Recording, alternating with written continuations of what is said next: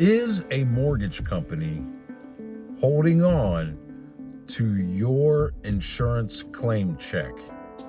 Now, this is mostly for contractors in the insurance restoration space, but it's also especially valuable and useful for property owners. This is a good one right here. Like, I can't believe I haven't already made a video on this topic.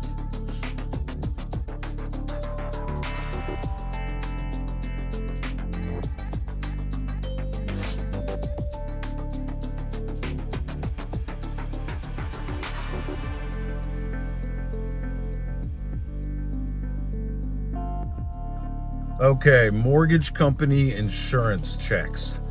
So the first thing you've got to understand about this topic is if your client, or if you're the client, the property owner, if the property owner has a mortgage on the property, most of the time in that mortgage, in the terms of that mortgage, it specifies how insurance claims are handled and also how insurance policies are handled. So you have to understand that if there's a mortgage company and they have a significant stake in the property as far as equity goes, then they're most likely going to require the property owner carry a certain amount of property and casualty coverage on the property. Of course, it makes sense as to why, right? Like if the property burns down or if it gets destroyed or significantly damaged by some other cause, then what's to stop the property owner from just leaving the mortgage company hanging, right? Like if they stop making their payments on the mortgage, why would they still make the payments on the mortgage if the house is gone and couldn't be repaired? Then the mortgage company is going to suffer in that situation also. So they're not stupid. They require that in the mortgage they carry a certain amount of insurance on the property. And then the next thing that they require is, in the event of any insurance claim, how would that process play out? And you have to watch out for this too, because mortgage companies can have a clause in there where the insurer, the property owner, can actually take a portion of their claim or all of their claim proceeds and apply it directly to the mortgage. I found that out the hard way on a very large apartment complex fire job, where the client sort of did this premeditated. He was already in trouble with the property and he knew that he could do this. And I had already fronted a significant amount of the expenses on the job before, the money was flowing, insurance checks were coming, the approvals were already gained. And the mortgage company was actually wiring the money as the insurance checks came in. We got the property owner to sign off. We sent them to the mortgage company. The mortgage company wired the money in. And so the process was going so well that I had an adjuster out who approved a bunch of damages on the property, and I knew that there was a couple $100,000 coming, and I decided to go ahead and move forward with the project before that money actually came. And on that last payment, the client actually decided, he opted to use those insurance proceeds and apply it directly towards the mortgage. And this made it so that he wasn't in breach or default with his mortgage. So that's a little bit more complex, but you just need to understand that the mortgage company has a significant stake in the property, right? And they're going to require that if the claim amount, and this is typically how it goes, that if there is a claim and it reaches a certain amount, a certain dollar amount, that's the threshold. So for example, that amount might be $10,000. So it means that once the claim goes higher than $10,000, or there's an insurance check that's $10,000 or more, then they're going to make that check out to the property owner and the mortgage company. So it'd be like John Smith and Chase Home Finance or Wells Fargo Mortgage, for example, right? So you probably, if you're a contractor watching this, you've seen this over and over again, and that's why you're watching it, because you're frustrated because of the time that it takes to get the mortgage company to release that check, or to get their name off of the check, or to deposit the money and send out a new check. That process is usually a glitch, when you're handling one of these jobs, and it's frustrating. And why is that? Because first of all, like if you're in this situation now and you're watching this, I would imagine this is probably how it is. The insurance company comes out, the adjuster comes out, they send the first check, that check is only the ACV check. It's only the actual cash value check. That's all it really represents. So it's not the full amount that it's going to take to repair this job anyway. So it's like minus recoverable depreciation, minus the deductible, and then the actual cash value check. That's the amount that they send. To complicate matters further, if you're a frequent viewer of my content, you see that I talk about this constantly, is that the insurance company, when they come out to do that, when they do their first inspection, they write their first estimate, they issue their first check, that estimate is missing so many line items that it's really going to take to get that job done all of the time. How many times does that occur? 100% of the time. In my 20 plus year career in the insurance restoration industry, I literally have never seen an Xactimate estimate or an estimate from the insurance company that was not missing something. Like, it was definitely missing something. And so that first check is already short, and then they subtract the depreciation, the recoverable depreciation, maybe non-recoverable depreciation also, and the deductible. So the money that's being issued, that's made out to John Q. Smith and Wells Fargo, for example, the mortgage company, does not represent the full amount of the repairs to begin with. Now that check has to be sent off to the mortgage company, and the mortgage company might have further restrictions on what it's going to take to get access to that money, or more importantly, to get that money to the contractor or contractors, plural, that are performing all the repairs to put the place back together again. It's just one more added level of frustration after having, gone through the hurdles of the insurance claim process. Now, I'm here to tell you that I acknowledge that this is an extremely frustrating fact, and it's going to continue to be a frustrating fact. However, you can control just how much delay there's actually going to be. Like, I don't believe you can alleviate and prevent and take away all delay, but the quickest way possible that you could get your hands on the money, I believe you can control. Meaning, if you go through these steps that I'm going to lay out here for you real quickly, you should be able to get your hands on the money in the quickest way that you possibly could get your hands on the money, okay? Now, the other thing is, this is not a video about the subject of assignment of claims. If you thought that that's where I was going in this video, it's not. Like, I'm not actually a huge fan of assignment of claims. And if you don't know what that is, you can probably do a little research and find out what assignment of claim even means. And the first thing you should know is that, depending on where you're watching this from, in several states, assignment of claim is not even legal. I was handling a project just a couple weeks ago, just very recently, and it was a State Farm claim. And it was in a state where assignment of claims is actually legal.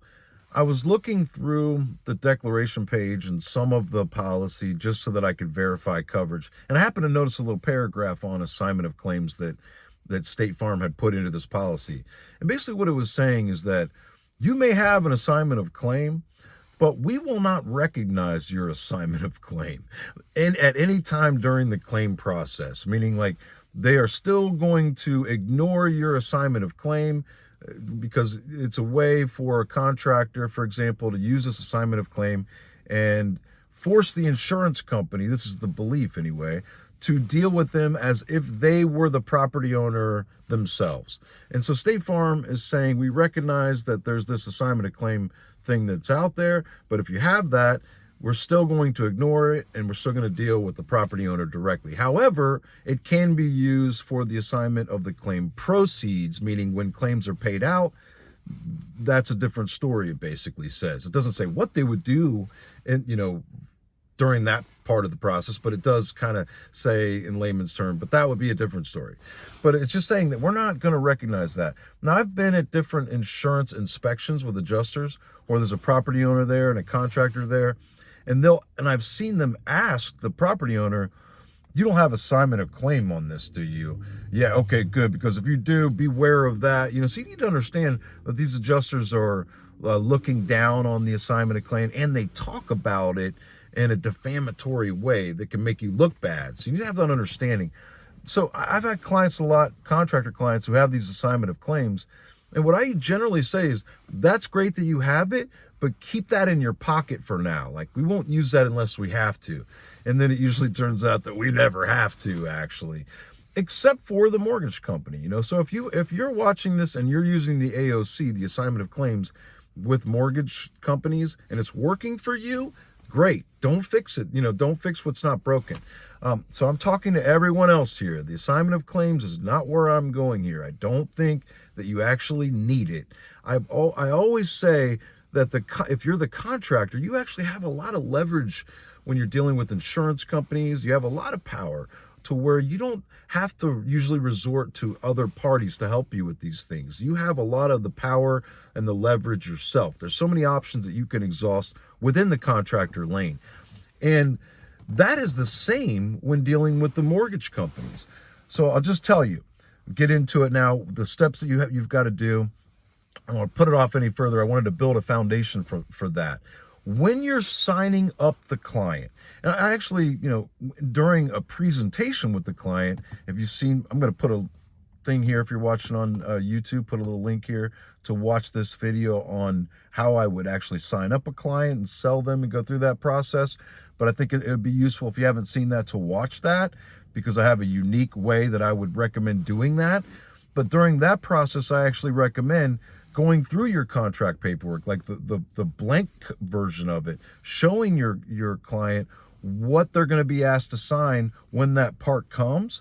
And in that part, on all contract forms that I would use and would advocate using, if you're in my iescertified.com training course, that's part of it, the forms and documents, and 27 different Xactimate estimate templates, PDF, ESX, building codes, 40 plus hours of audio and video training. But part of that is the contract paperwork that I would recommend using. That does say, by the way, it does not have an amount on it. It does not need to have an actual dollar amount. What I have instead of that is they're agreeing to pay, the total is the total replacement cost value, or total approved insurance replacement cost value, like actually in those words. This way you don't ever have to go back and change the contract paperwork as you progress, as supplements are approved, right? And so I've never needed to put some insurance companies or mortgage companies will ask me to do that, but I'll push back and show them that I've really got everything that I need. I have a secondary, more in-depth contract that goes into the payment terms, and usually that will suffice. But on either one of those, there's also a section in there that asks who is the mortgage company and the loan number. So when I'm doing my presentation, as a part of my presentation with the client, I go through and I tell them, here's what you'll be asked to sign when we get to that point. Like, we're going to put in here, there's not going to be any surprise on the price. The price is the total RCV. You'll see that right here. It'll be written right there. There won't be a dollar amount there. It'll actually say total insurance approved replacement cost value. We'll do payments, in terms of such and such, so you'll know what that'll be. Right here, we'll put the name of your insurance company and your claim number. You probably already know what that is. Here, we'll put your mortgage company. And do you have a mortgage? And I'll stop every time and I'll say, like, I'll stop right there, and we have right here your mortgage. And do you have a mortgage? I kind of like to catch them off guard when I ask them that question, because some people tend to be a little hesitant with that information. I don't understand why. So I want to get to the truth of the matter. I want to be thorough. I want to get all of my ducks in a row when I'm signing someone up, even before I present this to someone to propose that they sign up with me, right? So I get to it and say, put your mortgage company here, loan number, and do you have a mortgage? And then you say, yep. I say, okay, well, we'll put that in there. And who's your mortgage company? I like to always follow up with that, like a 1-2 punch, 2 surprises, right? Like, do you have a mortgage? Yep. And who's your mortgage company?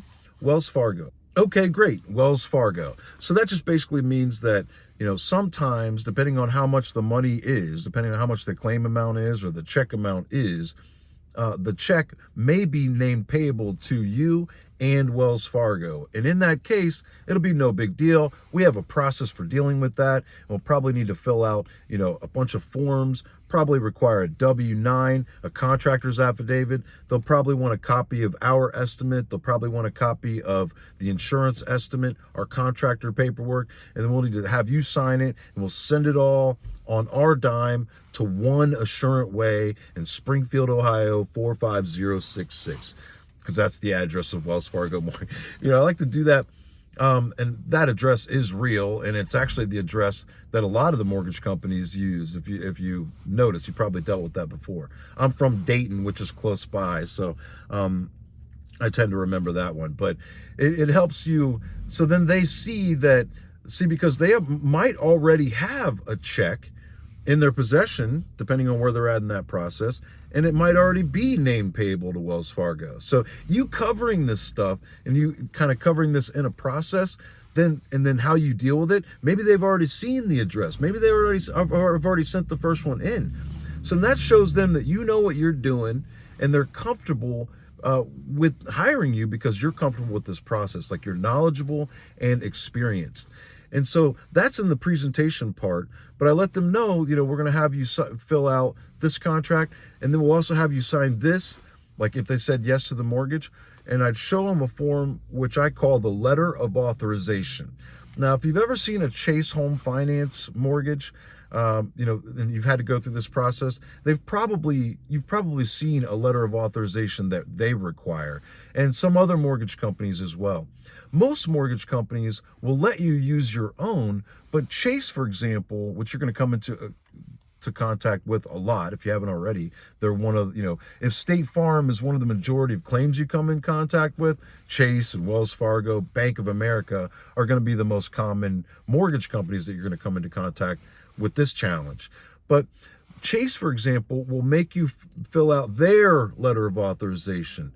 And you may take and make a copy of this form once you see it for the first time, but it won't do you any good because at the top or bottom, it'll have a small little series of numbers that will identify that document to that particular claim or that particular loan number, if you will. And so, for example, they may want a W-9.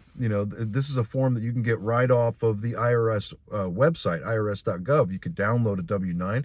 Many of you are on here are entrepreneurs, small business proprietors, and you've had to do that 100 times, right? So you know what a W-9 is. You probably already have one on hand that you could provide. Well, that's not going to work because their W-9, even though it's an IRS document, again, is identified with little code, right? So I would have them fill out a letter of authorization, though, anyway, no matter who it is, who the mortgage company is. I would just do that. That way they feel committed, like they've already done it once. But I may need to come back to them and have them fill out one that is from their mortgage company specifically at a later point in time. But I am having them sign, when we close, the contract paperwork, the letter of authorization. Now, the letter of authorization, what is that, right? It's just very simple, 1 or 2 paragraphs that just says, I, John Q. Smith, the property owner, do hereby authorize ABC Contracting, for example, I'm just giving a fake name here, to discuss with Wells Fargo, for example, mortgage, in reference to loan number such and such, in reference to my insurance claim process.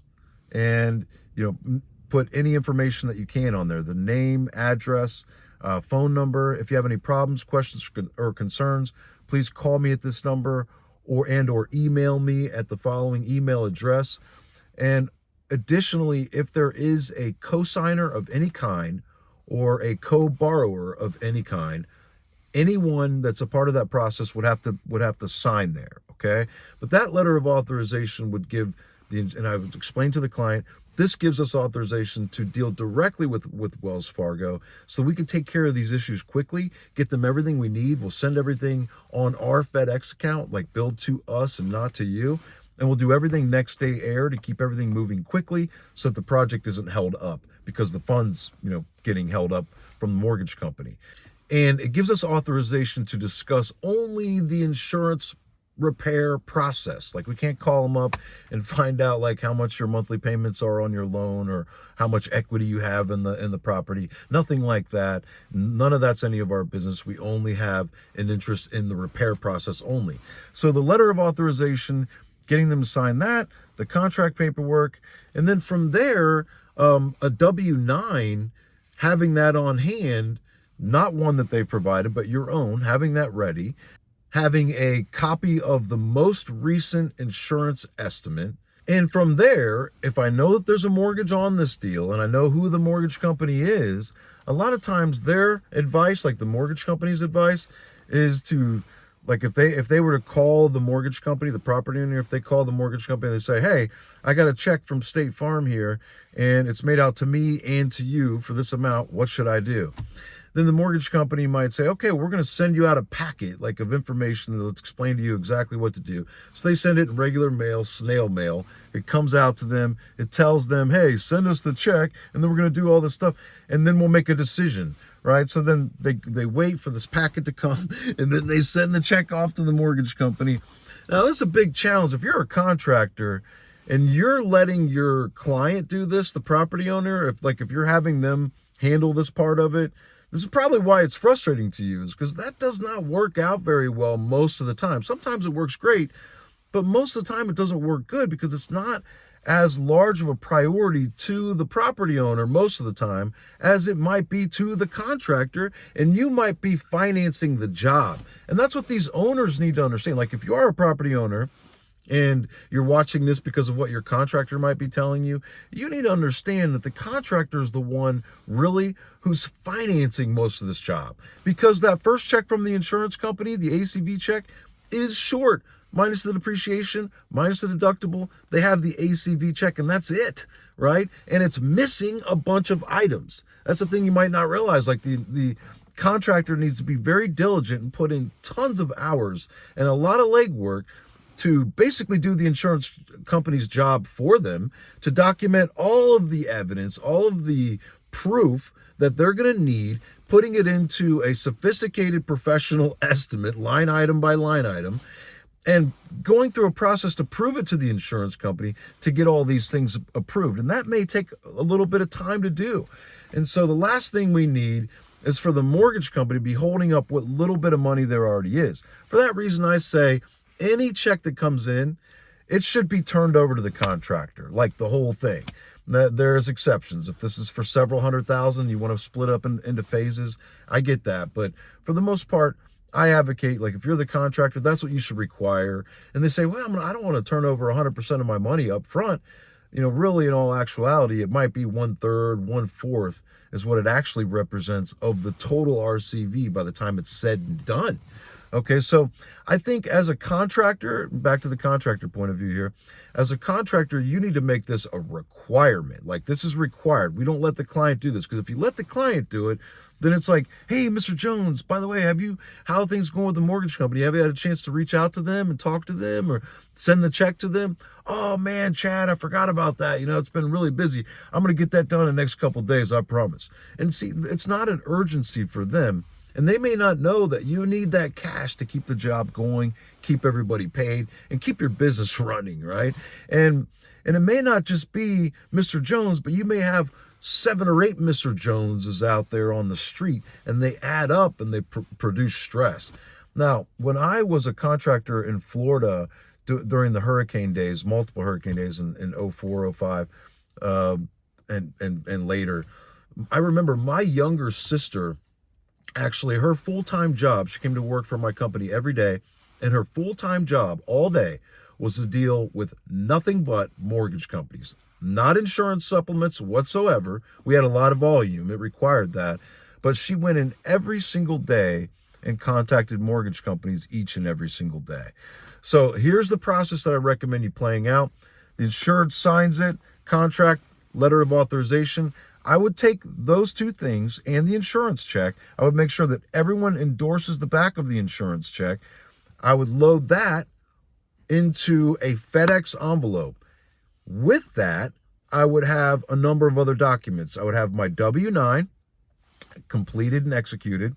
I would have my a copy of the most recent insurance estimate, a copy of a contract with the client without dollar amounts on it. It just says total RCV, as well as anything else that you can provide to them. Now, one of the things they might require is your estimate, but your estimate really is the insurance estimate, since you're agreeing to do all repairs that are prescribed by the insurance claim.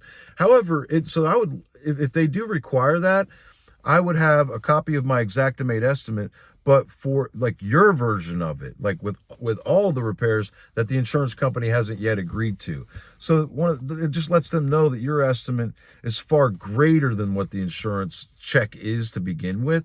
And so that should help put extra pressure on them to release it. But I put all of this into a stack of documents.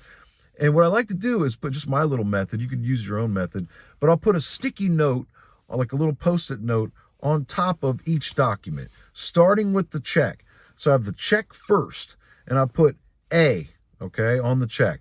And the next document would be the letter of authorization. And I put a sticky note on that, B. That's the next document, the contract, C, and on through the rest of the documents that I have, okay? And I put a big paper clip on top of them, put it all into a FedEx envelope, and at the very bottom of that stack of documents is another FedEx envelope that's return addressed not to me, but to the client. And I leave the return sender blank. That's important a lot of times because some mortgage companies are funny. Like if you already have the sender filled out, they won't use it. Or if you already have the recipient, like if you have a recipient to you, they won't use it. And so I'll have all that stuff filled out, and then I'll have a cover letter that explains that we are the contractor that's been hired to perform all repairs for this particular insurance claim. And the insurance company, I'll have everything at the top, insurance companies, I'll have everything at the top, mortgage company, loan number, the name of the property owners, the address, the phone number, the insurance company, policy number if I have that, claim number, and then I get into it. In the date, we have been hired to perform all repairs that have been prescribed by this insurance claim. The insurance company sent a check for a certain amount. It doesn't represent the full amount. It is the actual cash value. We expect more money to be added at a later time, but we are already moving forward with the project. Please release all monies as soon as possible by either endorsing the check and returning it to the client, or by depositing it and sending a brand new check. Please use overnight mail. Please use our included and prepaid next day air postage. And I always include Saturday delivery, right? I want the earliest time possible. And the following documents are included. And then I'll give a breakdown. A is the check. B is the letter of authorization. C, and on, so I give them A through whatever letter it is, with a breakdown of everything that's included. So that's the very top cover letter. So they turn it, and they've got the check A, B is the letter of authorization, C, you get the idea? And then I'll send it off to them, and I have the client, and I'll tell them, like, I could do it right in front of them. Like, we'll have you sign the check, drop it in here, we'll seal it off together, we'll send this off right now. That's an added benefit and an added service, in my opinion, that if you're providing that for the client, that full administrative service right there, then instead of using that like something you want to shy away from, like that you don't want them to go into depth about, like you're fearful that they won't want to hire you if you have full control over that process, instead of it being like that, believe me, this is a huge relief for most clients. And then when they hear your level of familiarity with this process, and they see that you know each and every step as to how to get it done, they're going to feel confident in hiring you, because if they say they have to interview 2 or 3 other contractors before deciding to hire you, who else is going to go through that level of detail? Honestly, who of your competitors understands that entire process and puts it on themselves to go out and make sure that everything gets paid? Who's going to do that? So to me, it's a huge selling point. Okay, so I'll send everything off. Next day air, I don't like to waste any time with 2-day or multiple day. It's always next day.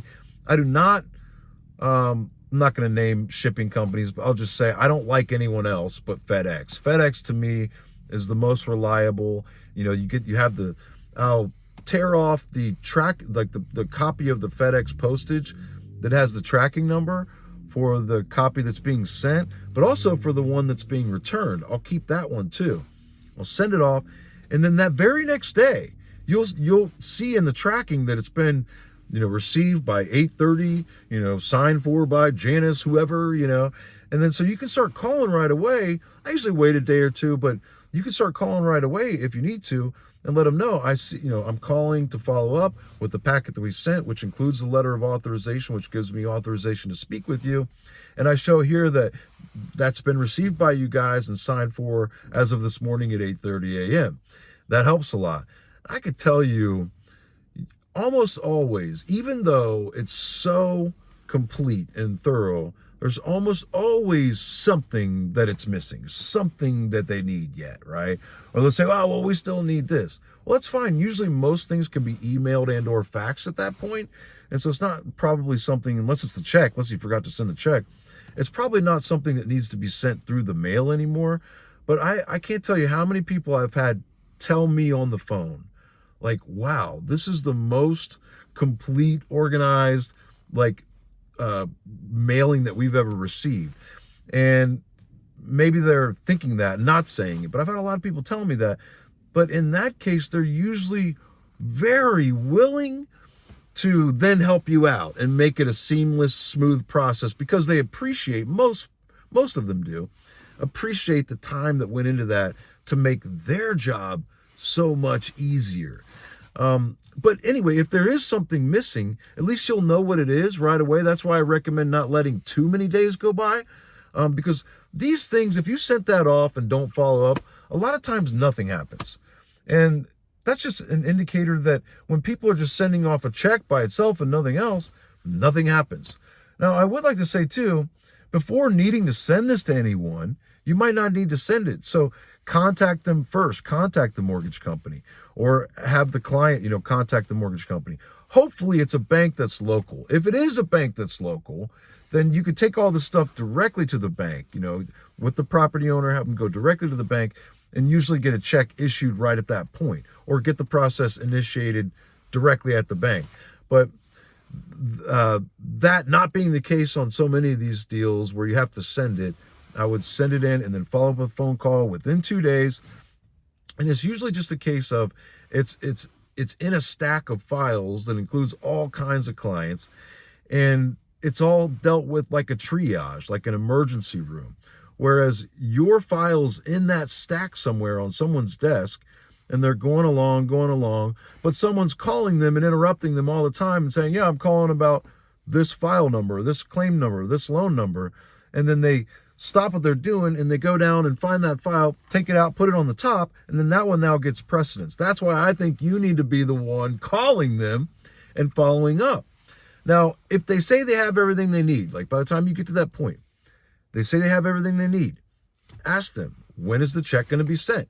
And they'll tell you a lot of times, like, I want to know exactly how it's going to work. They'll say, well, it has to be approved by this department, which usually takes 24 to 48 hours.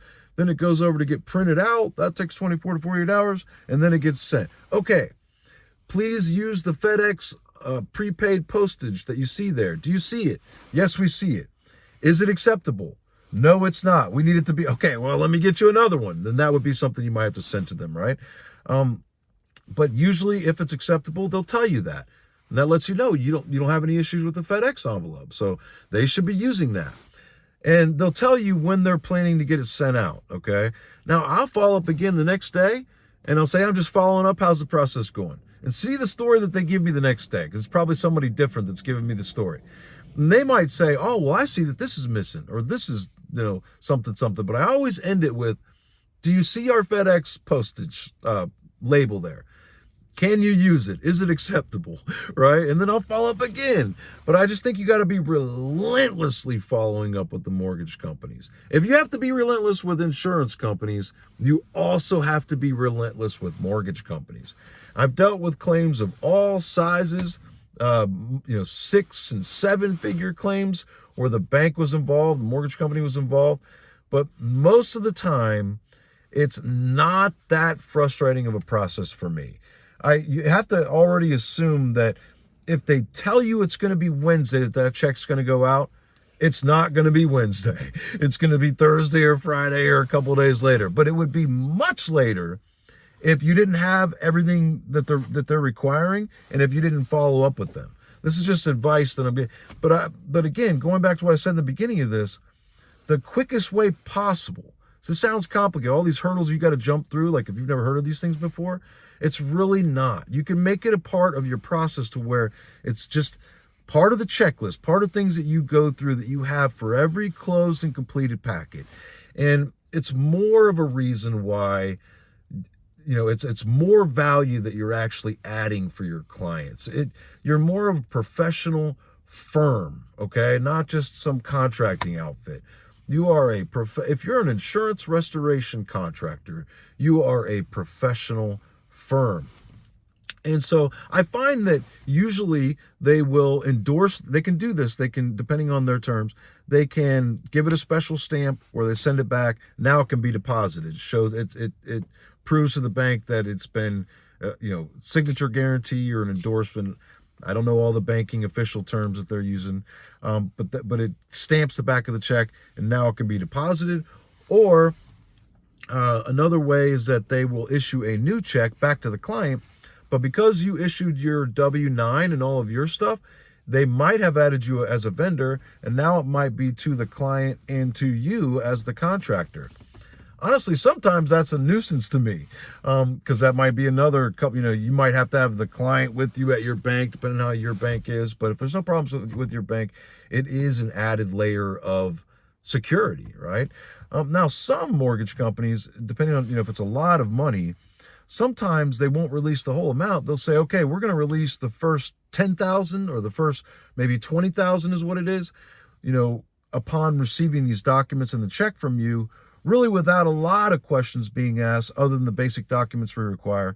But then after that, in order to get the second draft, then we're going to send out an inspector to inspect that at least a certain percentage of progress has been done. Now, that's interesting too. And if you haven't had that happen yet, it will happen. It's another interesting wrinkle that comes up. And I've also found, so they might say it has to be 50% completed to get that next draft, for example. Or it might have to be a third of the way completed. How can they tell? They're going off of the most recent insurance estimates. This is why you're also simultaneously going through the supplement process, and you're trying to get the insurance company to approve more money. And as they send new checks, I would repeat this process, get them the new money, and try to see that if they will release the first part of those new checks, like if they're looking at it a little bit differently. Or, for example, if they're only going to give you the next draft, they might give you a third, okay, if it's 50% completed or 33% completed. If they're only going to give you a third at that next point, it's only a third of that small check, right? It was never enough to begin with, so it's not really a third. That's why it's so important that you get them that additional supplemental checks, those supplemental checks, as soon as they're coming in. That way they're taking, if it is a third, it's not a third of the first check, but it's a third of all the monies that they have received. But again, they can tell by the most recent approved insurance estimate. So if that's Xactimate, and if I'm using Xactimate, how can I prove that to them? So they will hire their own inspector on their dime. That's not something you have to do, other than you probably have to call it in. So if you know that it has to reach 33% or 50% or whatever the requirement is, I would order the inspection a little bit ahead of time. In my experience, it usually takes about 48 hours for that inspector to have the assignment and sometimes even be there. I've heard from mortgage company inspectors before that if they don't have that file completed and their results sent back to the mortgage company within 48 hours, they'll actually lose the file. And there might be more consequences than that. So these have been very quick. These parts of the process have been very quick in my experience most of the time, with, of course, few exceptions. There's always those exceptions and bad apples. But if you call it in, 2 to 4 days later, you should expect, at least within a week, you should expect to see an inspector already there. So I'll call in a little bit before it reaches that progression. That way you're literally not losing any time in the process. But I would use my Xactimate estimate if you print out that you can print out a progress report version where it shows the percentages of the line items, for example. Like it shows you, the percentages that each room represents of the project. So, and there's other Xactimate reports that you can use to actually demonstrate that you have completed 33% or 50% or whatever those requirements are. And then they'll require another inspection a lot of times. Again, it's all depending on the amount. These things are custom and unique to each claim and to each loan number is what in my experience. But usually they'll request the final inspection be called in at 85%, sometimes 80, sometimes 90 or 95. It's not 100. They do leave you a little leeway for the final items to be completed. Now, sometimes their terms are not reasonable. Like for whatever reason, they're not going to be workable to your, like they're this cut and paste, one size fits all cookie cutter approach that they use that's supposed to fit all claims will not work for your unique situation. Like you're not going to be able to get to that progress level without getting more of the cash, because it would mean that the client has to come out of pocket for some reason. They should not have to come out of pocket. Okay, so if it's not reasonable for whatever reason, I have found these lost draft departments at the mortgage company. That's what they're usually referred to as. Like if you're calling up, ask for the lost draft department, that's usually who handles the mortgage or the insurance claim checks. I found most of them to actually be willing to compromise and be a little bit more custom and make some concessions, some changes to their one-size-fits-all approach to meet this particular need. I have found that. So I do think that it is worth a try to contact them and try to have a discussion with them, with maybe the help of the property owner. So anyway, I hope this is helpful. I have a feeling that it is, based on the hundreds of clients and contractors I've talked to through the years, where this is literally like one of the biggest challenges that they have. But all right, I'm going to wrap this one up. Thank you so much for watching, as always. If you're not subscribed to my YouTube channel, please do so. Please hit the bell. Practitioner Podcast, available on all platforms. If you're listening to this there, I sure do appreciate you. Much love and God bless. Peace.